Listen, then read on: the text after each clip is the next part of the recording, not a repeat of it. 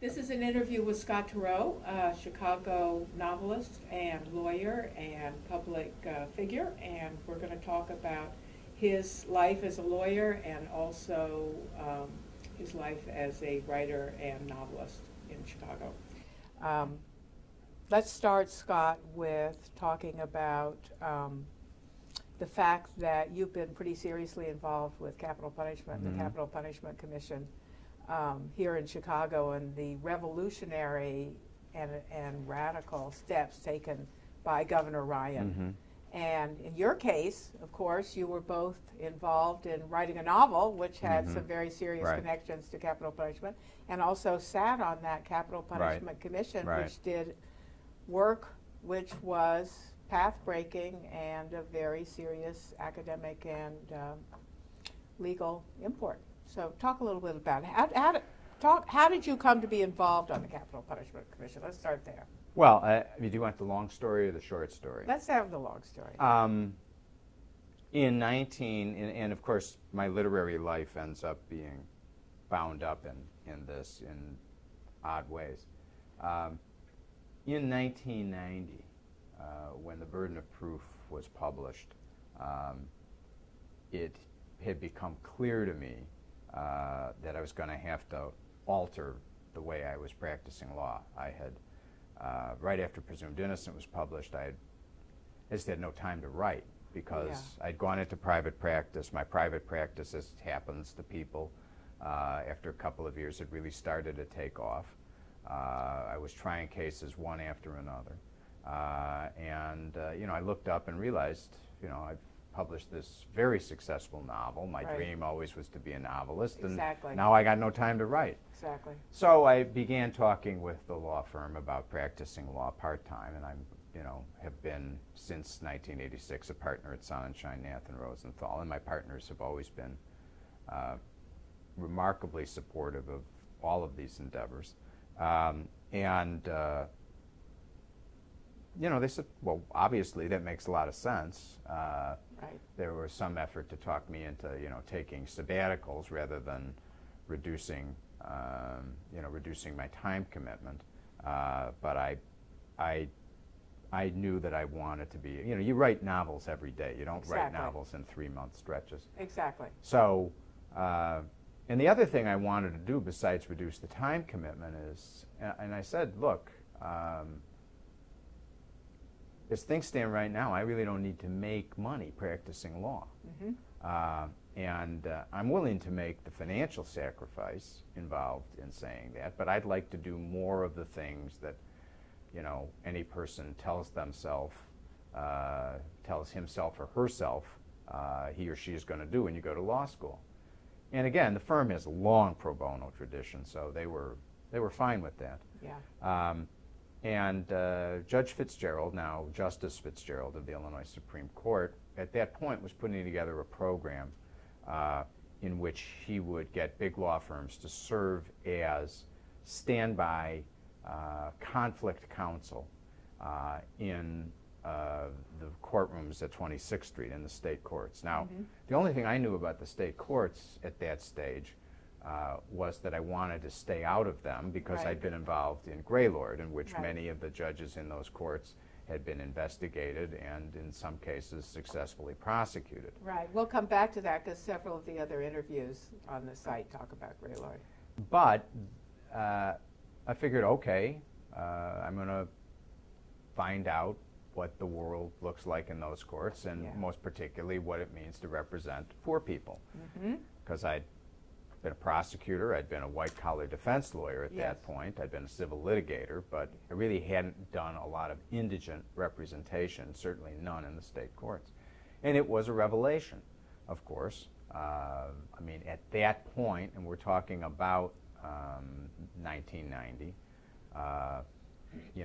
somehow the lives of the urban poor had somehow fallen off the screen in America. And it really wasn't until the LA riots that people began to say, we've done a horrible job in this country of ignoring a community in dire need. But I had had that revelation in connection with doing that work. So that exposed me to state criminal law. Right. And Which is a whole other world. Which is a whole other world. There was an amusing incompatibility between the way I insisted that the Sun and Shine lawyers who worked on this project practiced law at 26th Street, because I said, we're going to give rich people's service to poor people. And we drove the prosecutors and even the judge insane. I'm sure.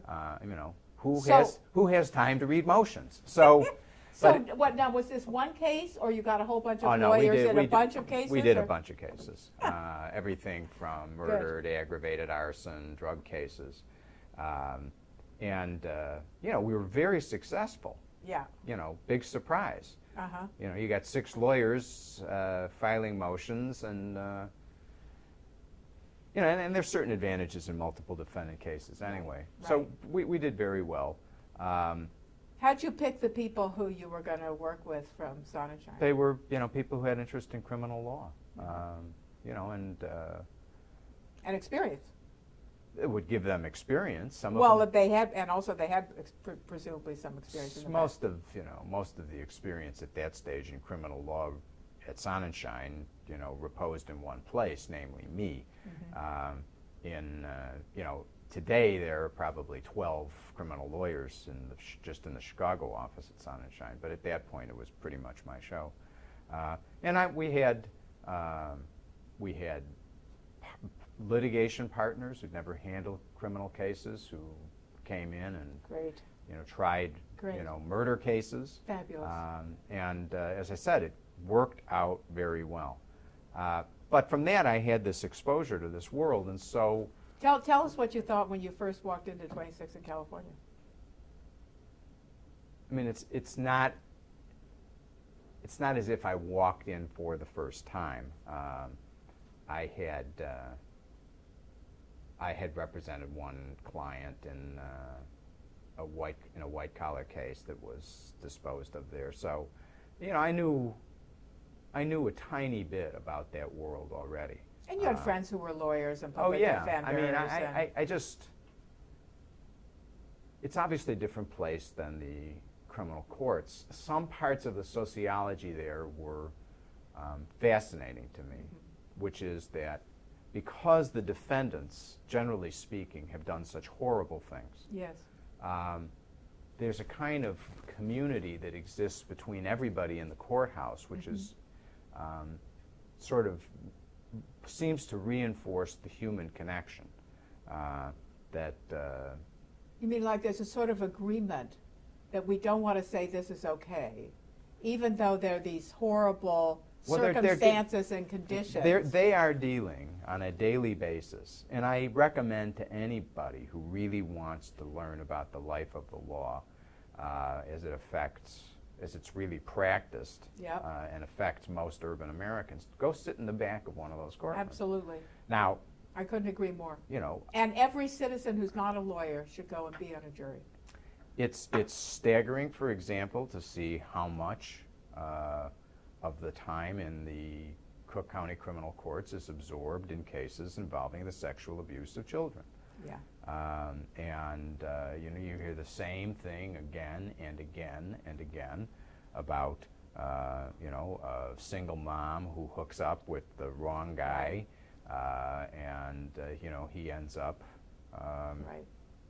you know, not simply coming onto raping some child, but you know, sexually abusing the child. And I think literally half the cases that when I sat through status calls, were of that nature. And you know, the murders aren't pretty, the gang crimes ain't pretty. They sure aren't. And because of that, the people who are enforcing the law have a sort of common interest in the values of civilization. And and I was impressed by that community.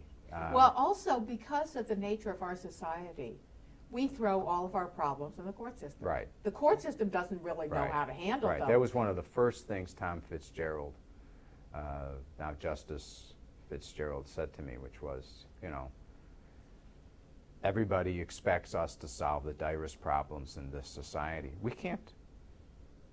We can't make the poor not poor. We can't make the uneducated not educated. We can't make broken families whole. We can't do that, and yet everybody looks at us and says, "Fix it." And that's, you know, that's ridiculous. So then you get this sort of strange societal response where there's the very public coming together of the trial and the hearings and in the courthouse, which is a public place, although many people in the society choose to ignore it and don't know anything about it. And then we go and dump a lot of people who we don't know what to do with in prison and try and keep that as quiet as possible as to how many there are and why they're there and what are we going to do with them there, and we're going to leave them there forever. But continue. Well, the point there is that I slowly meandered into the world of state criminal law. And then your friend and colleague, Larry Marshall, and I became involved in the Cruz and Hernandez case, which was sort of a logical extension because I certainly had been an appellate supervisor in the U.S. Attorney's Office. I knew how to write a brief. I had obviously a certain profile that had my head above the trench. So I was recruited to work on Cruz and Hernandez, which is where I really began to become exposed to the death penalty. Certainly nobody had taken the state criminal law novices from Sonnenschein and put us on death cases. Although, you know, we did almost always Class X felonies where our clients were going to go to prison for a minimum of 6 years. And also, wasn't there a tradition of the big firms taking capital cases pro bono? No? Well, at Jenner and Block, Pren Marshall and Tom Sullivan had done. They had made it a point by the late 1950s to go to 26th Street and start trying cases there. And you know, I think Jerry Solomon was part of that project too. And you know, they had a lot of genuine experience. I mean, that is what had led to, you know, Witherspoon versus Illinois. Was it Illinois versus Witherspoon? But they had, you know, Jerry had argued that case in front of the U.S. Supreme Court, you know, that was a live tradition at Jenner for which they deserved to be greatly recognized and admired.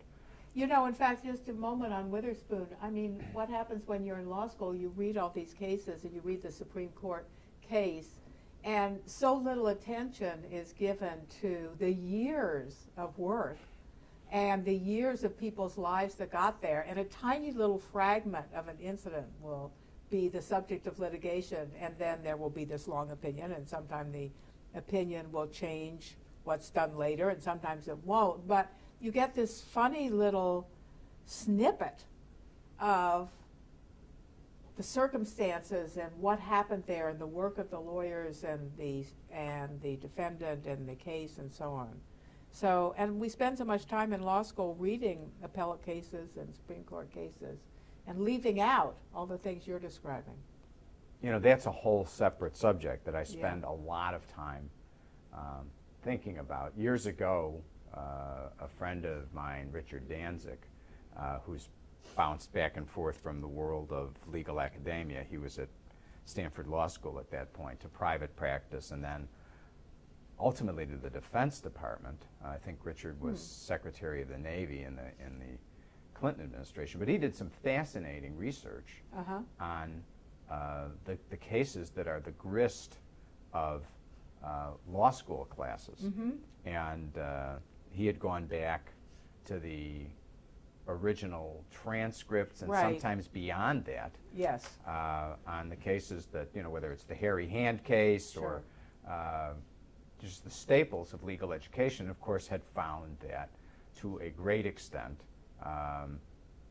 you know, appellate court opinions are works of fiction, where facts are either elided or exaggerated or emphasized in order to make cases better conform to particular law, the inclinations of, you know, particular body of law. Well, of course, one of the most stunning examples of that is the Illinois Supreme Court opinion in the case involving the person who was wrongfully convicted here in Illinois, and the Illinois Supreme Court opinion just like reads like it's an absolute certainty that he committed this crime, and something which is a real tip-off, I think, for people who are in the defense business is they quote the defendant as saying something which comes right out of a police report, and it's so canned, it just sounds like something so made up that for students of the law, it should be like sort of a tip-off. But, there's not the slightest hint that these were not the facts as they occurred. Right. Then the defendant went up and shot this person, and then he said, oh, darn, looks like I'm going to shoot him again, or something like that. They always have these quotes like, die dog, or something like that. So, and some of them are so canned that you just can't believe that anybody would fall for it. But there it is in the Supreme Court opinion. Then, of course, it turns out this person was completely innocent of the offense. Right. But then that's not limited to. Sometime you ought to read the Seventh Circuit opinion in Anthony Porter's last habeas. Well, that's the Anthony Porter case, of course, is the case I'm talking about. Right. Yeah. Where judges for whom I have the highest regard,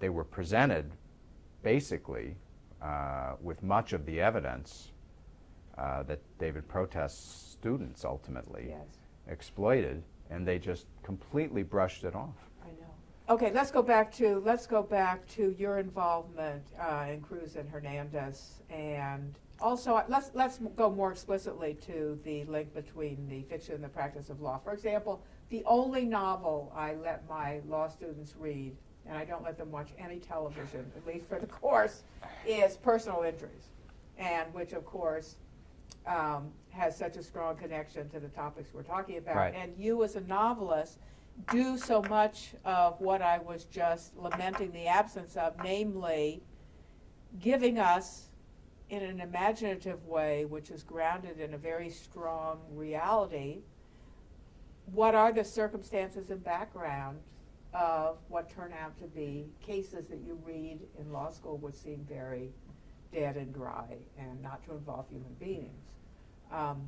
So let's go back to your work on the commission and Cruz and Hernandez, and then the fictional part. Well, with Cruz and Hernandez, I learned about the death penalty, so then I felt equipped to deal with other capital cases and took on one for a young man named Christopher Thomas.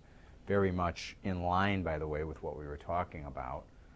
One of the keys to getting Chris's conviction, or rather his death sentence, overturned was getting the Lake County Prosecutor's Office to do something they didn't have to do, which was to acknowledge that the Illinois Supreme Court, in affirming Chris's conviction, had stated as fact something that had never occurred.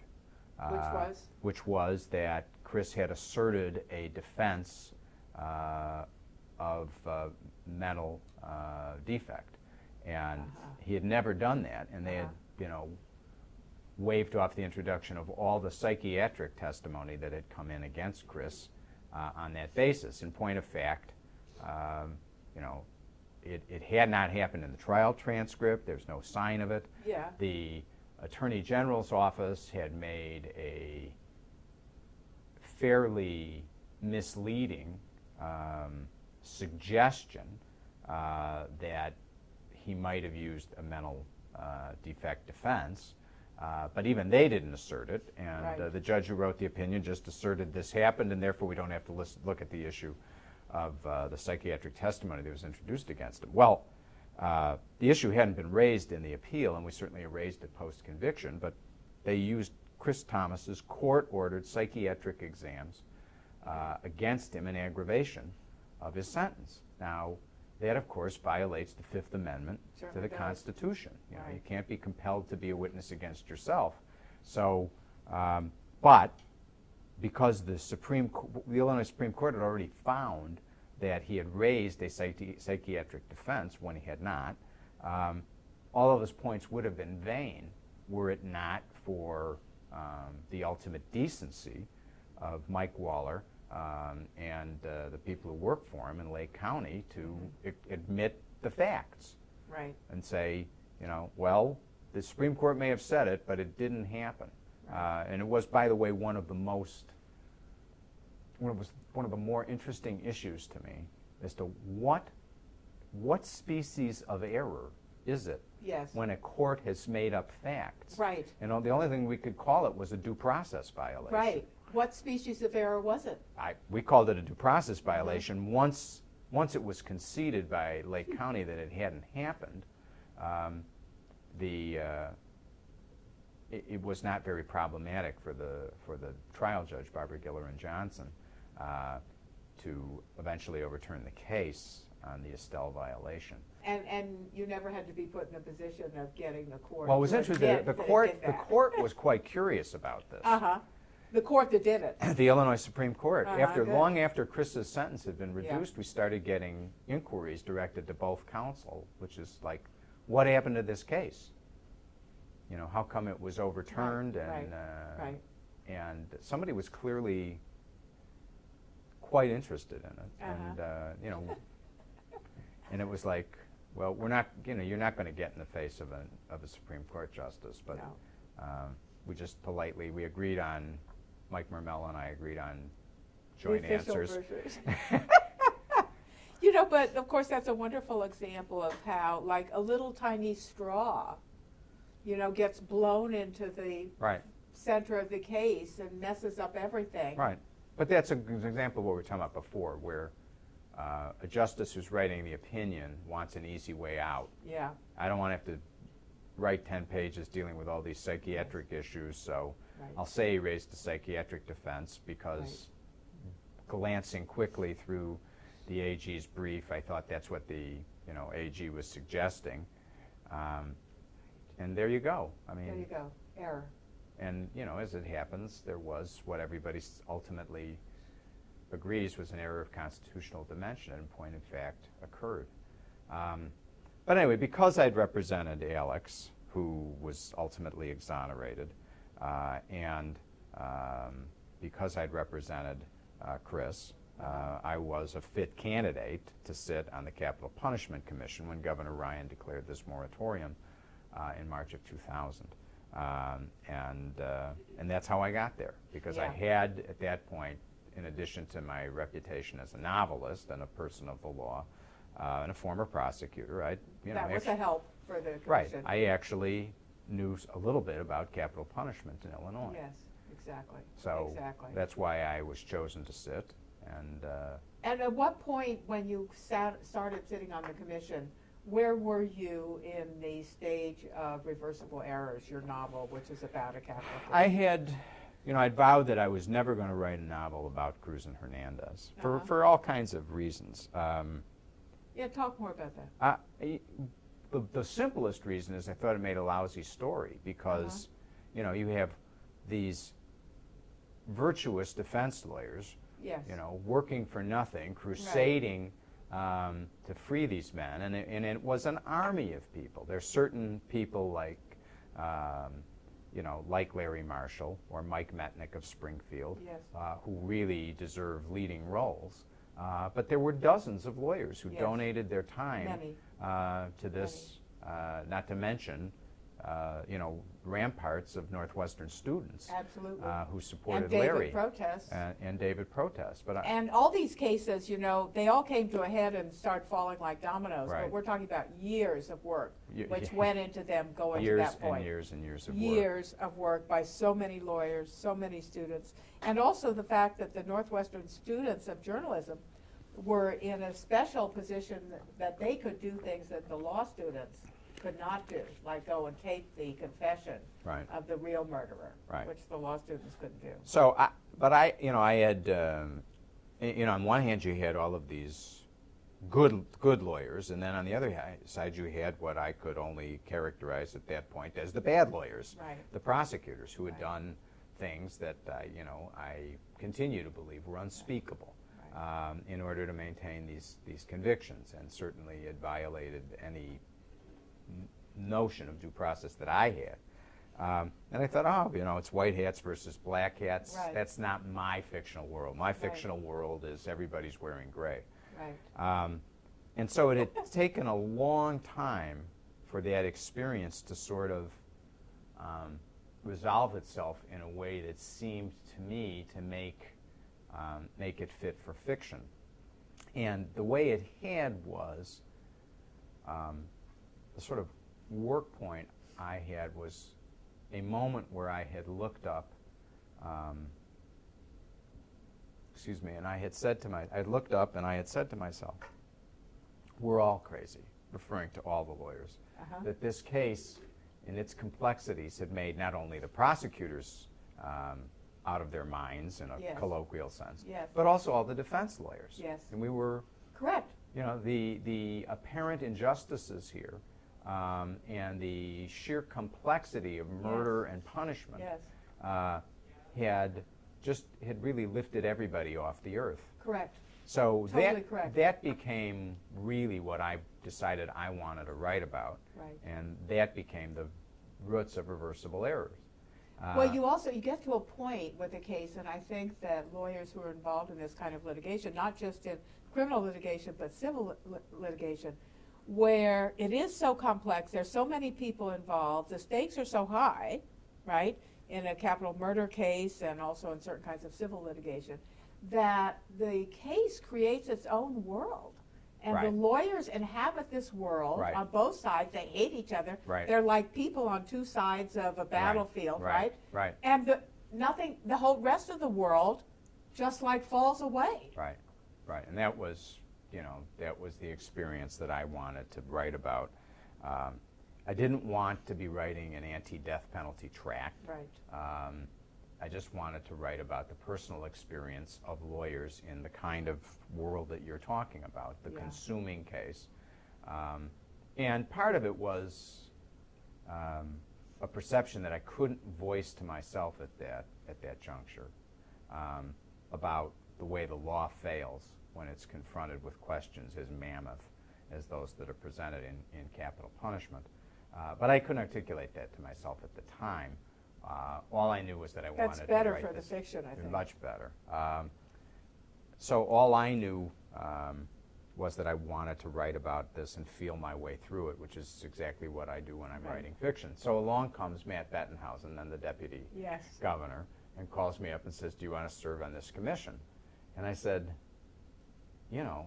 I'd really like to do it, but I'm writing a novel about a capital case right now.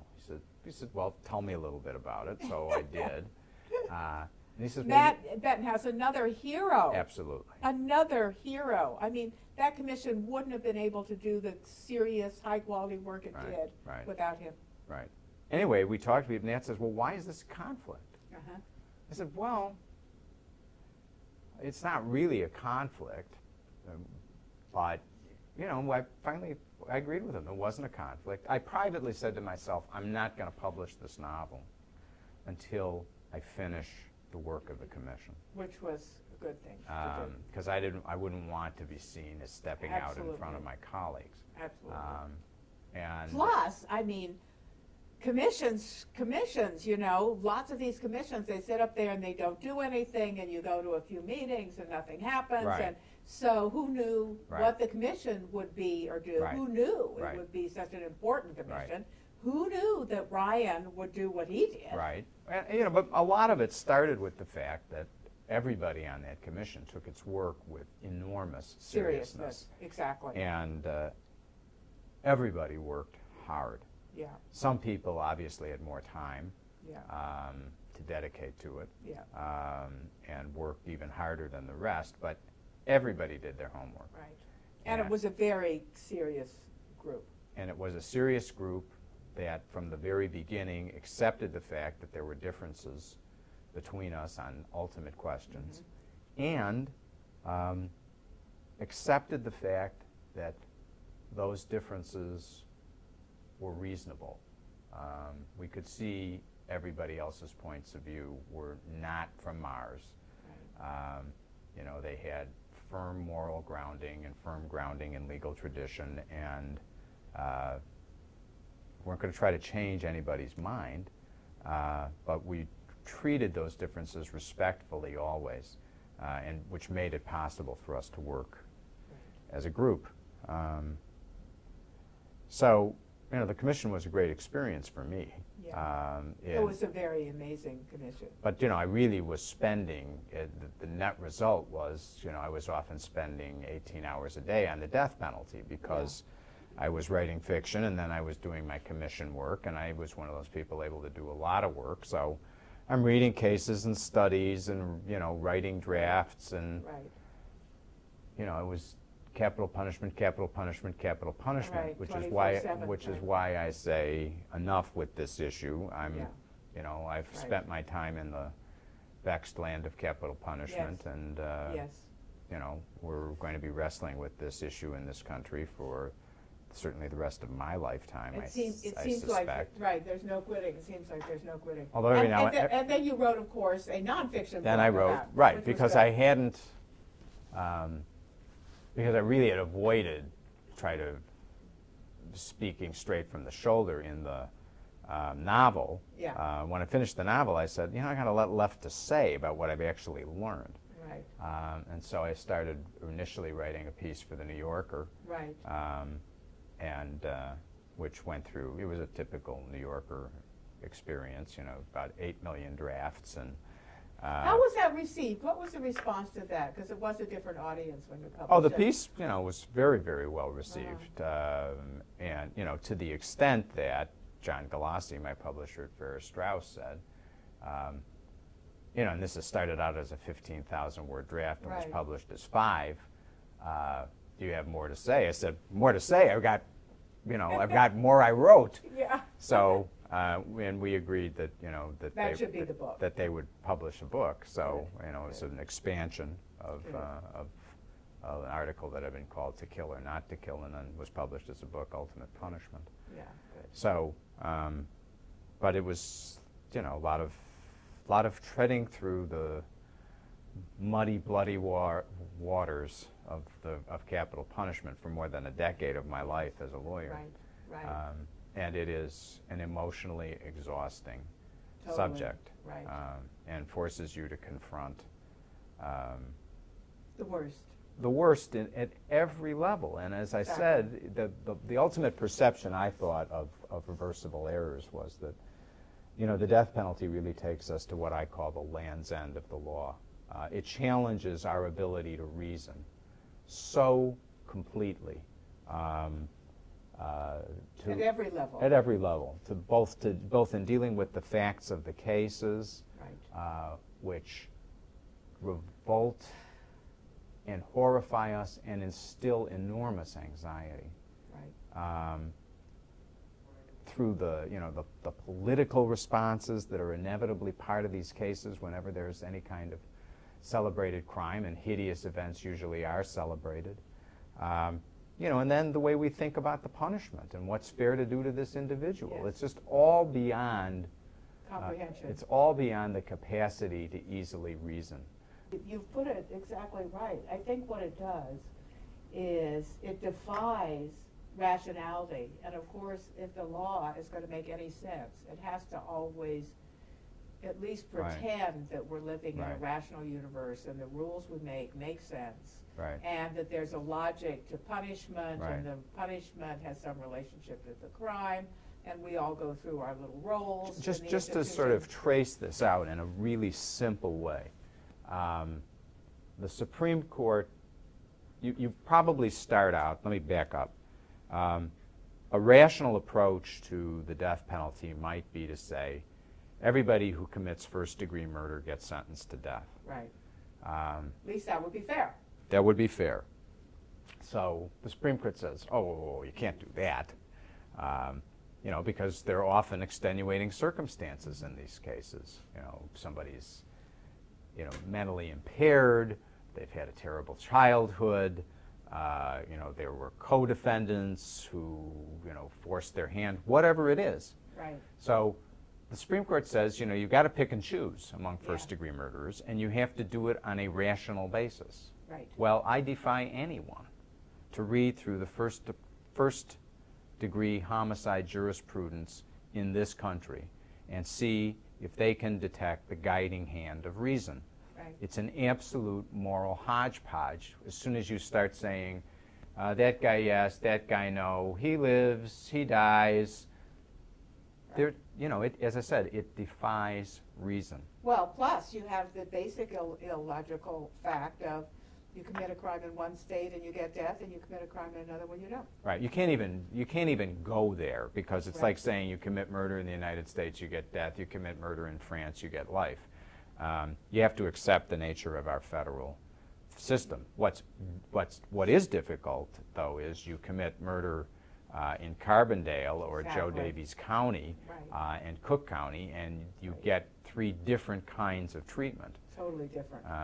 Yeah, we had that in New Jersey too, as you know. The county-by-county disparity was so sharp and so stark.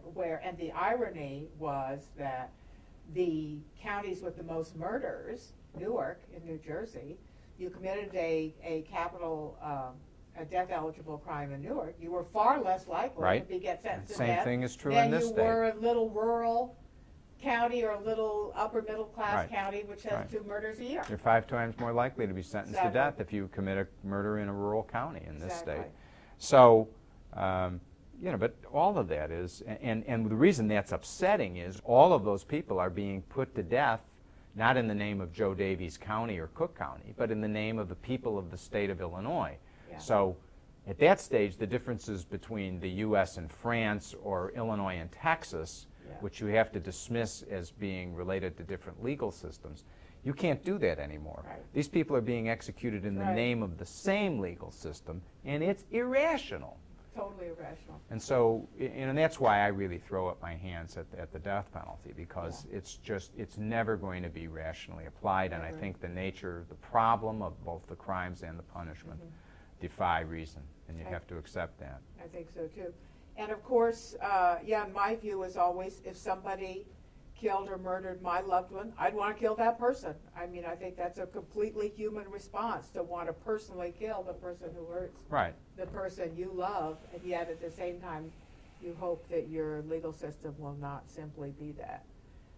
But then, of course, you spent the 10 years before that basically in Greylord, right? Well, yeah, certainly from 1982 through 1986, Greylord, was consuming my life as a prosecutor.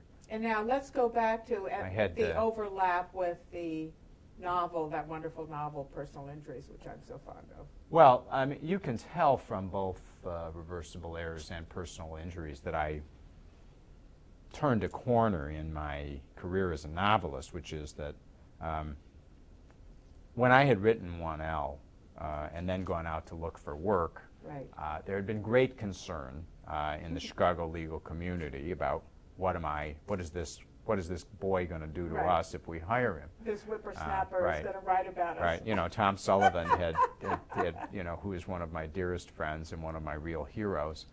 But he had looked at me when he hired me in the U.S. Attorney's Office, and he'd said, he literally sat me down with the Department of Justice regulations and said, "You're not going to write about anything you do, and let me add, you're certainly not going to ever write about me." So that's great. And those who know Tom can appreciate that. Absolutely. So, but I had taken that injunction to heart. Once you go into private practice, you can't really write about clients. That's a fundamental breach of the deal. But that is like at the heart of what a fiction writer does. Because I think what makes Personal Injuries and Reversible Errors such rich and wonderful novels is that the person who has taken the imaginative leap to make that material into a novel is so grounded in the reality that every piece of the imaginative world which is constructed rings true as having been experienced. And there's a mystery there, because while of course you can't write about Tom Sullivan or the individual clients, the fact that you did that work. Oh, it's, they're intimately related. And as I said, I turned a corner and eventually said, I can certainly write about this milieu and this experience, without writing about particular cases or disclosing grand jury secrets or, engaging in, identifiable portraits of Right. particular individuals. And so, but, there was also a novelist's concern there, which is that if I ever wrote about the reality would overwhelm my ability to imagine. And that, things would not have the sort of plasticity to me as a writer that they need. Exactly. Because anybody, the spouse of every writer of fiction, can tell you the horrible story of listening to, reading drafts and getting Right. attached to a character, and then having the spouse writer walk in one morning and, in my case, Annette will say to me, so how was Juliet this morning? And I'll say, gone. There is no Juliet anymore. Right.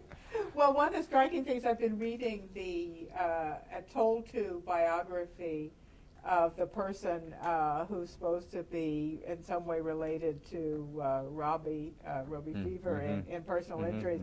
And the actual biography, even though it's written well enough and is colorful and dramatic, is so less rich than the character. I mean, Bob Cooley makes this claim. Yeah. I have to tell you the truth. I barely know Bob Cooley, and he had zero to do with personal injuries. But Bob thinks that he's the model for Robbie Right. Faber, and Right. God bless him. God bless him, right? Exactly. But even if he isn't the model for personal injury, he's a person like that, right? Yeah. A person like that, but the reality is so less interesting and absorbing than the person who comes out of the novel. Right. But I mean, that had been, the roots of personal injuries in my legal experience. Yeah. There's Greylord on one side. One of the Greylord Right. cases I had nominally called Greylord was a case against a Chicago personal injury lawyer named John Phillips, who we lost that case. We never won an attempt bribery case in Greylord. But I had a little window into the world of personal injury law and personal injury lawyers. Which is there. it's like 26 in California. It's a whole other world. It's a whole other world in the law. It's got its own Newtonian physics. It's a parallel universe, truly. Yeah. So, Yeah. but all of that ended up in the hopper, and again in this wonderful unconscious way. Yeah. Exactly. So what was the overlap in time? You're doing Greylord in the early. I finished as an assistant U.S. attorney in 1986. Endure by the time of 1987 one of the more painful experiences in my life as a lawyer, when I end up under investigation because of something that had happened. Right. Meantime, Presumed Innocent is published. I've written Presumed Innocent. So you're a real target. I was a real target. But I'll tell you, you want to talk about an informative experience. Yes. Try going from being a prosecutor to a subject of an investigation. That's here. And you just learn a lot about, the unfairness of the system. Although, I can't complain in my own case. It cost me buckets of money because I was under investigation by the Justice Department, but they certainly reached what I regarded as the right conclusions. They found that my behavior and that of my colleagues was not blameworthy.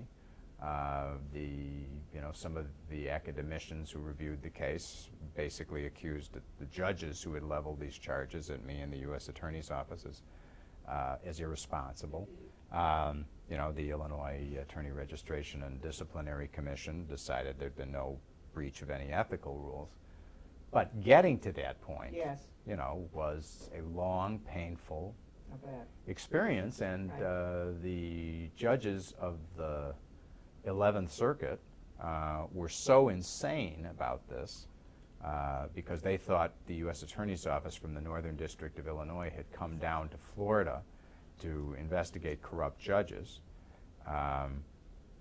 that there was a point at which I honestly thought I was going to get indicted. Really? And What an irony. and you know, and it was, of course, this was not a decision that I, as an assistant U.S. attorney, had made on my own. Yeah. We had put a wire on a defense lawyer against his client, a breathtaking concept, but Right. one which was, you know, fully supported, I thought, by the law then, and clearly today there would be absolutely no question. dispute Yeah. about this. Yeah. And you know, because the client was planning to commit a crime. But you know, some of the people who'd been involved in that decision ran for the hills. The thing that bothered me the most was that this had been approved in the Justice Department. Right.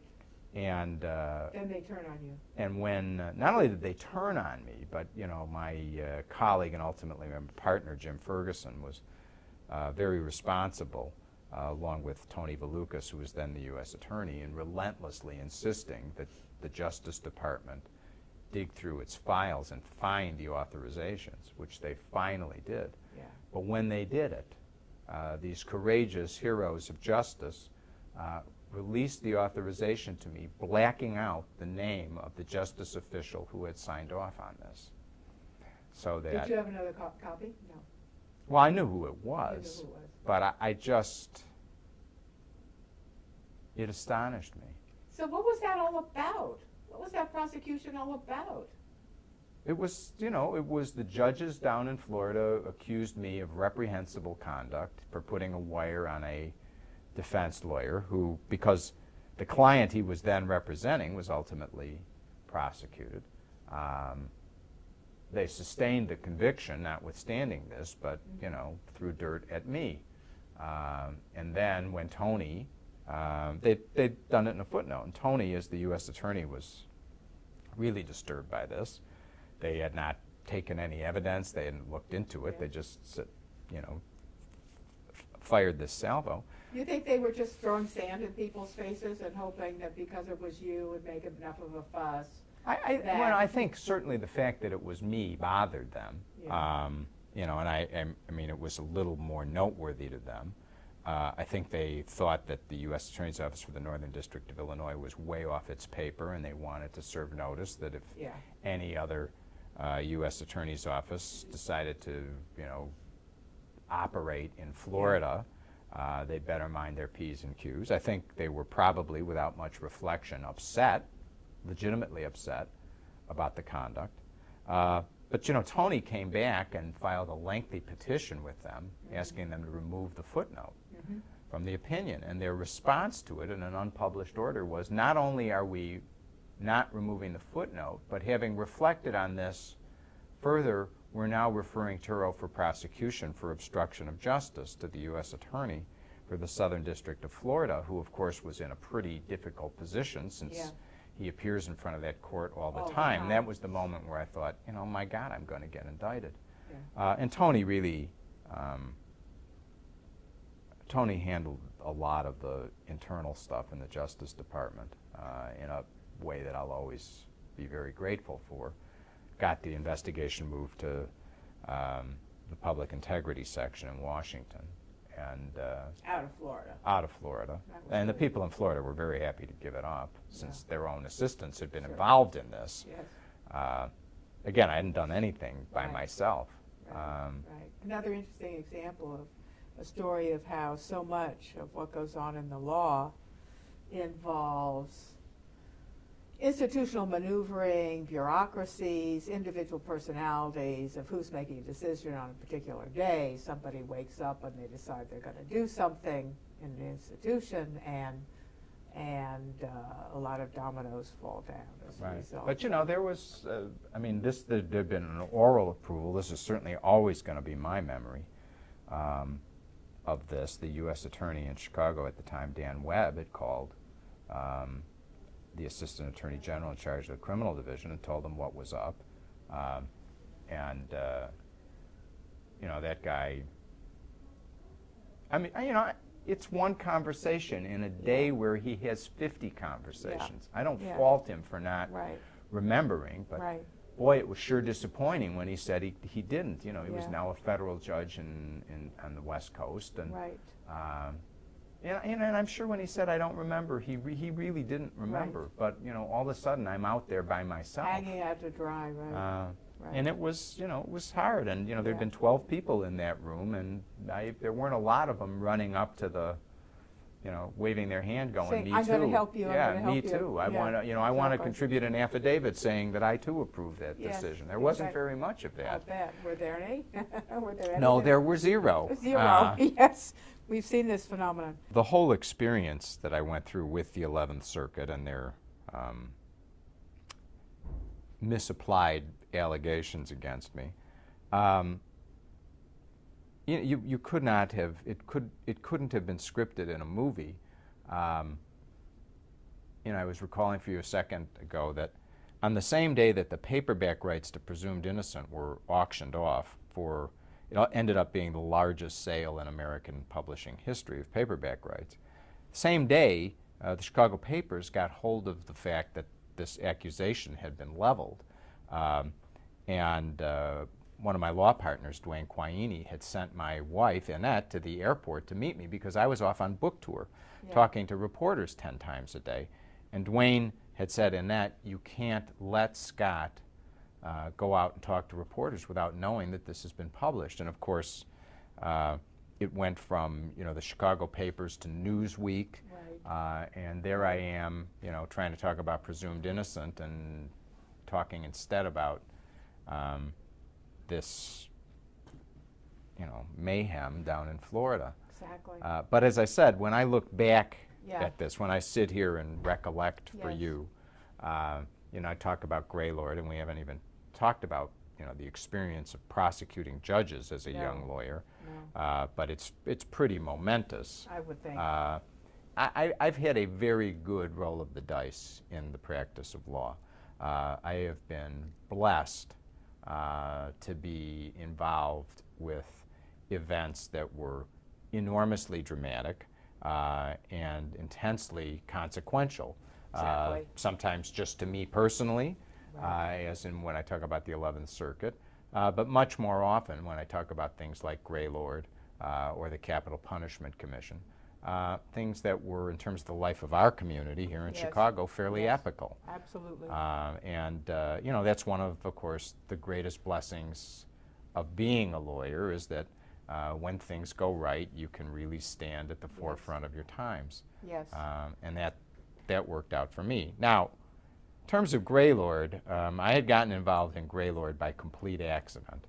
I went in for my case review in 1982, and I had just come off, first I had been the junior lawyer on the prosecution of William J. Scott, who was the sitting Attorney General of Illinois, and a candidate for the United States Senate at the time he was on trial. While he was on trial? While he was on Oh, my trial, goodness. and Scott was certainly the most popular politician in the state before he was indicted. He had won re-election as Attorney General with an 84% majority. And like, you know, many other people, he had a secret life. And, Right. so And you were the prosecutor? I was one of the three prosecutors. Tom Sullivan was the lead prosecutor, and my now partner and longtime dear friend Jeremy Margolis was you know, the lead assistant, and then I was the guy who was wheeling the cart and doing the legal research and writing the briefs, and ultimately, because Tom had been preparing to cross-examine Scott, who chose not to take the stand, the only way we could organize the time was that I had been designated to prepare the government's closing argument. And so there I was. Scott decided not to testify. The judge said we will go immediately into closing arguments. And so there I was, 18 months out of Harvard Law School, Oh my goodness. delivering the government's closing argument in what was, you know, not only the biggest case of my very young career, but also, you know, the biggest case in the U.S. Attorney's Office since Otto Kerner had been prosecuted, and a case of titanic consequence to Tom Sullivan in terms of the shape of his future. So, and then I had done that. I did the Board of Tax Appeals investigations. which are sort of a decennial event in Chicago, in the sense that investigations of corruption in the tax assessment process in Cook County seem to come about every 20 to 25 years. And we're fruitful. They're have at least historically have inevitably been fruitful, although I have much greater faith in Jim Houlihan, who's now the Cook County assessor. But those had been, those were actually path-breaking cases, because we didn't just prosecute the assessment officials. Right. We prosecuted the lawyers who were paying them off. Right. And that was a path-breaking. That was mind-bending. I had a defense lawyer come in and close the door and say to me, "You don't prosecute lawyers. It's like a professional courtesy. You call them in and tell them to stop doing that. Yes. But we don't prosecute our own. Absolutely not. But what we certainly did, and because of that, that had been the segue into Greylord. I had gone in for a case review, and I, with Dan Reedy, another dear friend, who was then my supervisor in the Special Prosecutions Division, he said, "What do you want to do next?" And I said, "I got this crazy idea." I said, "But we've succeeded in turning lawyers against tax assessment officials. I think we ought to try to do something about what's going on in the state courts." And Reedy looked at me and said, "Close the door." And in point of fact, Greylord had already begun. There was this undercover project. FBI agents had been planted in the state's attorney's office with the largely unsung cooperation of our current Mayor Daley, who was then the state's attorney, and who not only allowed that to happen, but showed the most remarkable circumspection in keeping the secrets of Greylord, even though very often they called into suspicion people he'd known his whole life, since he was a child. Right. And a lot of my high regard for Rich Daley was founded on that experience. That's an important note. But Greylord had already begun, and Reedy listened to me and said, "Here's what we're going to do. The undercover project is going on." Because I'd written 1L, people tended to pay a little more attention to me already. He said, "But to be wary of you also. You're going to go out and investigate the civil divisions, and we certainly hope it'll yield results, but it's going to be basically diversionary." So I was running this very public grand jury investigation of the Chancery and to some extent law divisions, right. In which it ultimately ended up in the prosecution of Reginald Holzer. But it was really to divert attention from the criminal courts where the FBI undercover agents were operating. But for all the diversionary strategy, the Holzer case, in pure dollars, ended up being the most significant of the Greylord cases in terms of, sort of in terms of the melodrama of it. Did he go to jail? He did. He was sentenced originally to 18 years, and then the mail fraud statute was invalidated by the Supreme Court, but his extortion conviction stood, so he did 13 years and came out after 4 1/4 with lung cancer, and soon died, as many powerful white-collar figures do when they're prosecuted. But the Holzer trial was an amazing experience for me because Holzer was a large figure in the Chicago Jewish community in which I had grown up. Tell us a little background about him. And, he had been a member of the same congregation that was 4 blocks down from where I'd grown up in West Rogers Park. And, I'd always known who he was. Not only did I always know who he was, I'd always heard that he was as big a crook as there was who sat on the Cook County bench.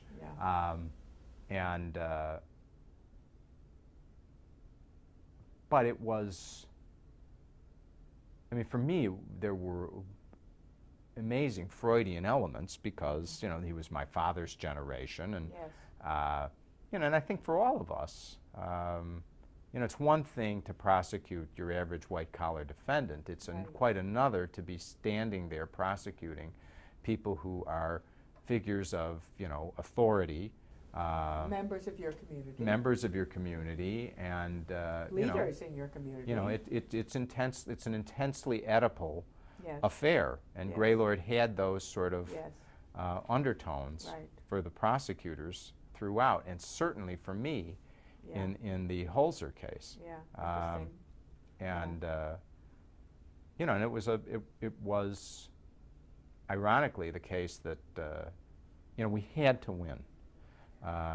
We faced that with all of the Greylord cases. Not a good thing for prosecutors to have to win. No, But there was there was an opinion called In re Friedman, and years before, the chief of the criminal division in the Cook County State's Attorney's Office, Mort Friedman, had set up a sting in the courtroom of Judge Wayne Olson, trying to ensnare Olson and a lawyer named Dean Wolfson. And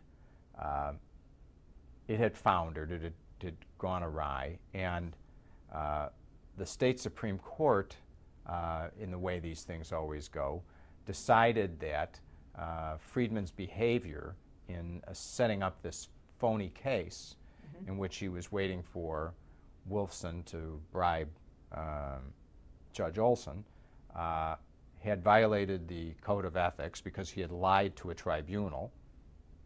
And although I think they only censured Mort after years in which he'd hung in the balance, his career had hung in the balance. The fact of the matter was, they'd also said, but now everybody knows, and if anybody ever does this again, they'll be hell to pay. Well, Greylord did it again. They set up false cases, sent FBI agents in to literally lie to these judges who were suspected of corruption. Right. And you know, for Tom Sullivan, who'd approved it, for Dan Webb, who continued the cases in the aftermath, even for Rich Daley, Yeah. and certainly for all of the younger lawyers as well. If Greylord was a disaster, if we lost these cases, Right. not only would there be a cadre of angry judges out there and a courthouse into which we could never set foot, but you know, many people's law licenses would have been in jeopardy. So it was high stakes, Yeah. and everybody felt, I have to do everything right in this case. I must win. Which is not. And as I said, the greatest it's situation. not good for a prosecutor. I don't, there's nothing I look back on and say, boy, I wish I hadn't done that in terms of the prosecution of Holzer or any of these other cases. I think we tried them in an upright way. But it was troubled because the second one of the cases to go to trial against John Laurie, who was acquitted and remained a judge for many years, may still be on the bench for all I know. We lost, and the specter had been raised. So, and because Holzer attracted so much attention because the amount of money that he had collected, and because some of the people who had paid it to him, including the sitting president of the Illinois State Bar, you know, my world was on the line there. So it was fraught and dramatic, very hard on me emotionally, and it was as a result of that that really urged me to get out of the U.S. Attorney's Office and to finish writing the novel that I had been dragging around in my briefcase and writing on the morning commuter train, which was Presumed Innocence. Right. Exactly. Which so it was a fateful moment for me in many, many ways. Yes, and of course, Presumed Innocent changed your life and the lives of many others. Well, just like a couple of comments, you know, one of the striking things that seems to me in terms of similarities between the law and literature and the law and novels is both of them are so controlled by external structures of time. Mm-hmm. And I'd be interested to hear you comment on that. Well, you know, I hate time. just because it's worse for lawyers, I think, than novelists. I was in the law office yesterday, and I went charging down the hall to get to a meeting of an organization of which we're both members, and I thought to myself, God, when am I ever going to set foot in this place where I'm not running frantically from the minute I get here to the minute I leave? And of course, the answer is never. Never. Time Right. is, lawyers bill their time. Right. Every moment is literally precious. Right. And that whole concept, of course, has become so reified now, and there's so much an aspect of what so many entering lawyers find difficult or onerous about the practice of law.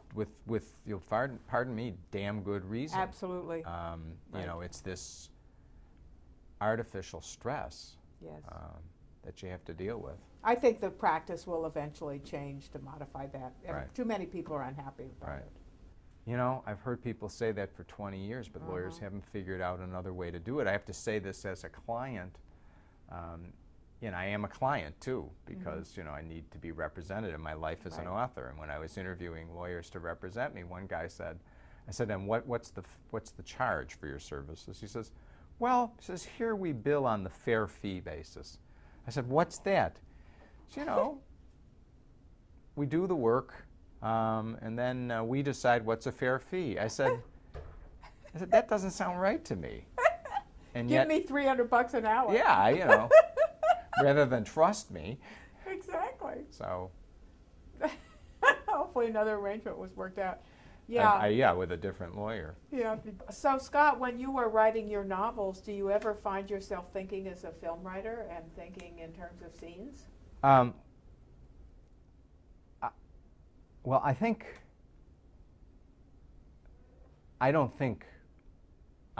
like a film writer. I do see things visually. So, there's a movie going in my head as I'm writing. But I don't think that I'm applying the same disciplines as a film writer does. I keep telling people in Hollywood when they ask me if I'd ever like to write screenplays, I can't be that concise. Yeah. I really can't be. Right. And it's a whole different skill. It's a very different genre. Right. Nor, if you look at my fiction, am I able to really completely visualize conflicts. The conflicts in my novels are conflicts of value, and people talk about them a whole lot. And conflicts of personality. Right, and but they're always talking at each other about fundamental issues. Right. And again, that's not very cinematic. So, and the last thing, I've been very fortunate. 3 of my novels have been filmed. The 4th one is going to get filmed this year. But I can never figure out what the people in Hollywood want. And it would be foolhardy to try to anticipate Absolutely. What they're going to want, because to a great extent they don't know themselves. I have a blessed life as a novelist. It's great fun. I think it's it really is akin to child's play. You make up stories in your head and you live in this made-up world, and you get to do it for hours a day. It always distracts me and takes me out of the present, and that's good. That's the blessing I have. Yes. And whatever's going to happen in the external world, I'm interested in, but it's beyond my control. Yeah. When a movie is finally going to be made, what's the 4th? Is Reversible Errors going to be a movie? No, Reversible Errors was filmed for CBS. It was a Right. mini-series that was on last year. Pleading Guilty is now going to be filmed by TNT, one of the cable networks. And that, for example, that project has been going on since 1993. Oh my goodness. When the novel was published. And John Avnet, who was the director of Fried Green Tomatoes and the producer of a million different things, from Spam-A-Lot, which is running downtown now, to you know, the Mighty Ducks series, and you know, some movies of greater weight. Sky Captain was the last one that came out. John acquired the rights, optioned pleading guilty, and as a feature. And you know, it's now 11 years later, nearly 12. He's become a close friend, and I, you know, I actually was with him on Sunday, and even though he hired a really, in this great Hollywood story, he hired an immensely talented playwright whose work I loved. He wrote, bar none, the worst screenplay that I've ever seen from my work. So Universal at that point looked at the screenplay and said, we can't possibly make this movie. There was no way to fight with them. They couldn't possibly have made that movie. The option lapsed. And John said, I'm not going to give up on this. And about, I don't know, a year and a half later, he started saying to me, well, what if we try to do this for TV? Well, at this point, Pleading Guilty has been in development at NBC, ABC. Oh my goodness. And now at TNT. Oh my goodness. There have been, I want to say CBS, but I'm not positive. There have been 4 drafts of the screenplay. Aren't you glad you didn't have to write it? By really good writers, and this is beyond the original draft by another writer, which was literally just thrown out. I mean, it's been an amazing experience. So it's 11 years along, and last week TNT says we're going to make this movie. Now, I've seen every draft of every screenplay because of the nature of my relationship with John, and it's completely, and that's always been the case with everybody, whether it's Dustin Hoffman, who owns Personal Injuries, or you know, Mike Robe, who's made The Burden of Proof, and you know, Frank von Zernick, who was the producer of Reversible Errors. All these people have been really good to me, and they've always shared the material as it's been developed. I have made comments, and they've always gone off and done their own thing. And I completely understand that, because you know, pleasing the writer is not going to either bring people to the movie theater or you know, viewers to the screen. You're no longer important. So as a writer, they've treated me with great respect, accepted my suggestions, and done what they wanted to. In the case of Pleading Guilty, the breakthrough came when Avnet decided he would write a draft of the screenplay himself. And you know, he did a terrific job. And I basically called him up, and he says, I know. He says, don't even say it. Why didn't I do this 10 years ago? What's the current status of Personal Injuries? It's, you know, Dustin has written a draft of the screenplay himself, and that's the 5th draft that I've seen. Oh my goodness. The first 90 pages of it are far better than anybody else's draft, including such Hollywood notables as Elaine May. You know, I think it needs some overhauling in the last 30 pages, and I've told Dustin that. He remains intent on making the movie. Whether it'll happen, you know, who knows? It's one of those stories. It's like, you know, it's like Pleading Guilty. If somebody actually hangs in long enough in Hollywood, things happen. So, and I must say in Dustin's behalf, that he keeps coming back to it. So I suspect that, you know, it will get made eventually. Well, I certainly think we'll end up with a really good screenplay, and then you get into the issue of, you know, what happens at the studios.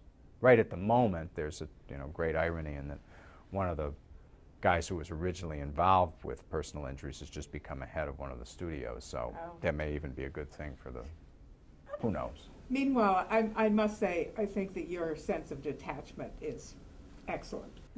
Oh, it's, look, I live in Chicago for a reason. Good. And, you know, again, I mean, I've learned a lot about Hollywood. When I first, I mean, I was a graduate student, and, you know, then I went to law school, and I thought, you know, all those morons out there, they keep making this dreck, you know, that's got to be the greatest ship of fools that's ever sailed. Well, of course, it's exactly the opposite. The people in Hollywood are very smart, enormously talented. Yeah. All of them, whether you're talking about the business executives or the creative people. There is, however, the analogy, however, has some truth to it too. Well, they're trying, you know, it's the art form of capitalism, as I always say. And they are trying, I always am at pains to, no matter how vast the audience for my most successful novels, if they were a movie, it would be a failure. They've got to bring, you know, zillions of people into the theaters in order to pay for what they're doing. Exactly. You know, the budget and personal injuries, which at one point was about to be filmed, was $52 million. And that was regarded as a cheap film, a little film by studio standards. Well, you know, to pay off those expenses, you've got to have a lot of people come to the theater, far more than ever read the book. And so there's this tendency to appeal to the lowest common denominator. Give them what they want. And there's a lot of following the audience instead of leading it that goes on in the movie industry, but not because the people out there are not discerning. Exactly. You know. Well, we have this great irony now when you say it's the industry of capitalism. I mean, it's like these huge tankers, and you know, our entertainments. That's about the only industry in which we dominate the world, and in which we really are a leader. There aren't too many we can point to where we're still making the world pay attention to us and a leader. And then you have to ask yourself, and what is it? What is it? And what does it do? And is that what we really want to do as a society? And I don't know the answer to that. Look, if you can blame a lot of things on the entertainment industry, and I do, but the movement for racial equality, yes, gender equality, yep, greater rights for, you know, right, people of other sexual orientations, yes, has basically been come spearheaded That's by the film and television, you know, the movie and television industry. Right. They have done it, right, and they have literally changed perceptions. They have. They've changed the world. And they have totally changed the world. And they deserve, you know, a full lot of credit for that. And not only that, but they are a profoundly educative, or whatever you want to call Absolutely. it. They educate people. You can sit in some little village in the middle of nowhere, and you can get a TV show or now something off the internet, and the internet is going to right. be just as revolutionary and is already just as revolutionary. You can hear people talk. You can see a world you would never know. So what enrages people like myself is this enormous potential, and so often it seems to be pitched to the lowest level. You know, there's no question about it. And you know, even their leadership on some of these issues has sometimes been awfully simple-minded. Yeah. But being a cultural leader is being a force for good. When I trace my own footsteps in the law, I can only be grateful. It's given me the opportunity to be involved in events that were of immense personal significance, and as I said, significance to others too. Right. So I've had a very good roll of the dice, and because my career as a lawyer has been so involving, so passionate, frankly, yes. Involved so many issues about which I felt, you know, profoundly. You know, it's ended up feeding my fiction in the same way. Right. Because it's, you know, I always say I write from inspiration, meaning that, you know, I write out of a nexus of complicated feelings that I can't really fully understand on my own, and sort of write my way through them when I write the fiction. I literally I regard my own mental images as somebody who's crawling along blind in a dark tunnel, feeling his way along. Right. And the laws obviously contributed to that process as well. Yes, for which we are all very grateful. Well, thank you. Thank you. I appreciate your interest. Thank you.